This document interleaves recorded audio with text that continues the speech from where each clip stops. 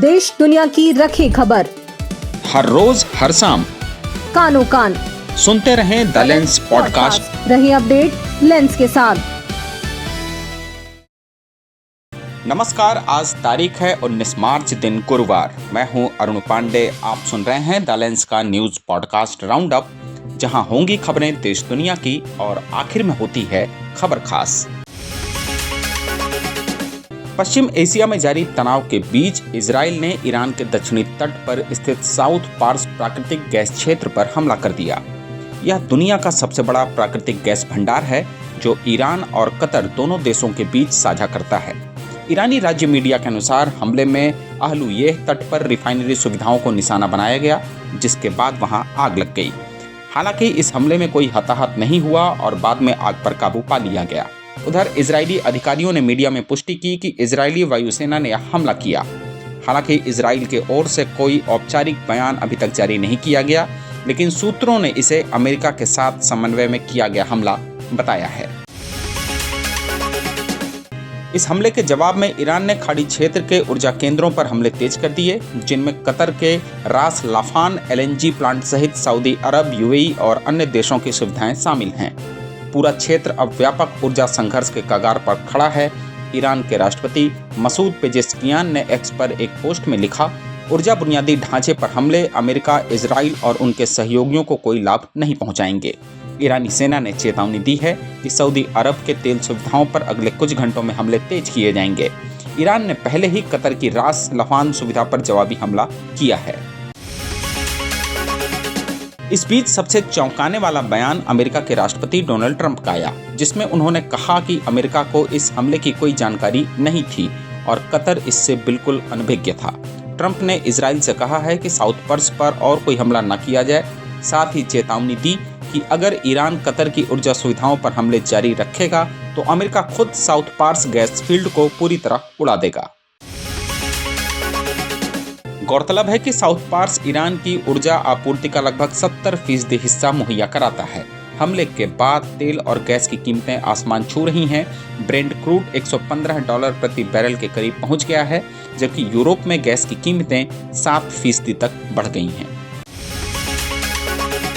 पश्चिम Asia में जारी संघर्ष से दुनिया बाजार के शेयर बाजार भी अछूते नहीं हैं। भारतीय शेयर बाजार में आज भारी गिरावट देखी गई।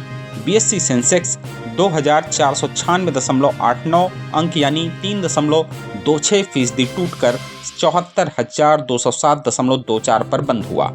दिन में यह 3.58% तक गिर गया। इसी तरह NSE निफ्टी भी 775 अंक यानी 3.26% गिरकर बंद हुआ। जून 2024 के बाद शेयर बाजार की यह सबसे बड़ी गिरावट के रूप में दर्ज किया गया है। इस बीच देश के सबसे बड़े प्राइवेट बैंक HDFC से चौंकाने वाली खबर आई। बैंक के पार्ट टाइम चेयरमैन अंतु चक्रवर्ती ने देर रात इस्तीफा दे दिया। उन्होंने अपने इस्तीफे में बैंक की कुछ प्रथाओं और घटनाओं पर गंभीर सवाल उठाए हैं। उन्होंने कहा है कि पिछले 2 सालों में देखी गई कुछ घटनाएं और तौर तरीके उनके व्यक्तिगत मूल्यों और नैतिकता से मेल नहीं खाते थे। HDFC ने रिजर्व बैंक ऑफ इंडिया की मंजूरी से KK मिस्त्री को 19 मार्च से 3 महीने के लिए अंतरिम पार्ट टाइम चेयरमैन नियुक्त कर दिया है। मिस्त्री इससे पहले बैंक के नॉन एग्जीक्यूटिव डायरेक्टर थे। इस खबर के असर से आज HDFC बैंक का शेयर करीब 5 से 8% तक गिर गया।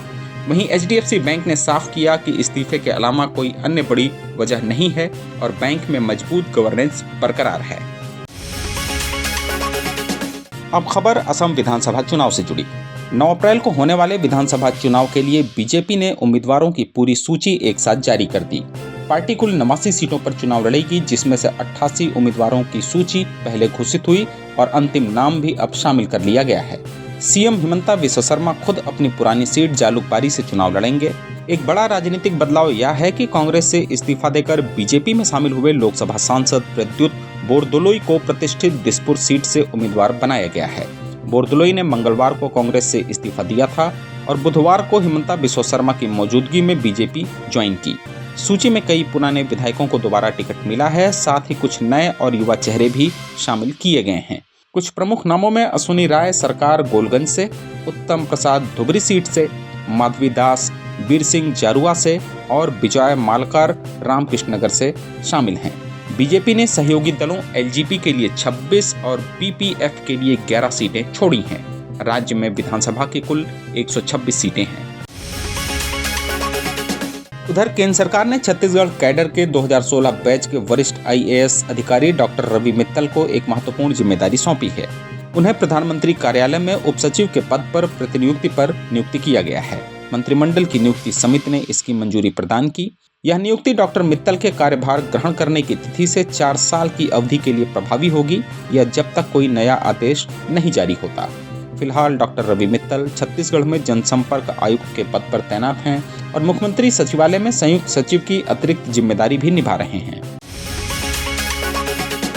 और आखिर में जरा हटके में बताएंगे कौन सा देश है सबसे खुश और भारत है किस नंबर पर। 2026 की वर्ल्ड हैप्पीनेस रिपोर्ट में सामने आया है कि फिनलैंड लगातार 9वें साल दुनिया का सबसे खुश देश बना हुआ है और नॉर्डिक देशों में टॉप रैंकिंग पर कब्जा जमाए है।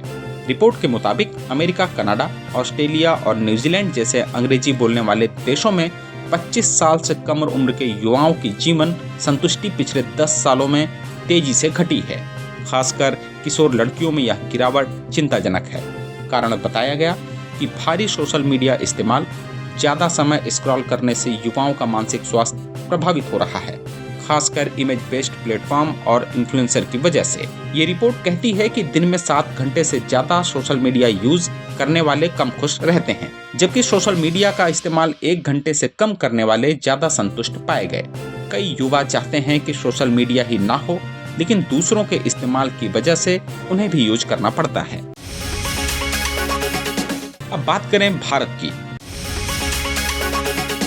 तो रिपोर्ट में भारत 116वें नंबर पर है, जो पिछले साल से थोड़ा बेहतर है, लेकिन पाकिस्तान और ईरान से भारत अभी भी इस मामले में नीचे है। अफगानिस्तान सबसे कम खुश देश बना हुआ है। विशेषज्ञों का कहना है कि सरकारें बच्चों के सोशल मीडिया यूज पर रोक लगाने पर विचार कर रही हैं। भारत में कुछ राज्यों में यह कदम पहले ही उठाए जा चुके हैं। तो आज के लिए बस इतना ही। कल होगी फिर मुलाकात नई खबरों के साथ। खबरों को विस्तार से पढ़ने के लिए विजिट करिए हमारी वेबसाइट theLens.in। यूट्यूब के अलावा हमारे पेज को एक्स, फेसबुक और इंस्टाग्राम पर भी फॉलो करें। शुक्रिया। देश दुनिया की रखी खबर हर रोज हर शाम कानो कान सुनते रहें द लेंस पॉडकास्ट। रही अपडेट लेंस के साथ।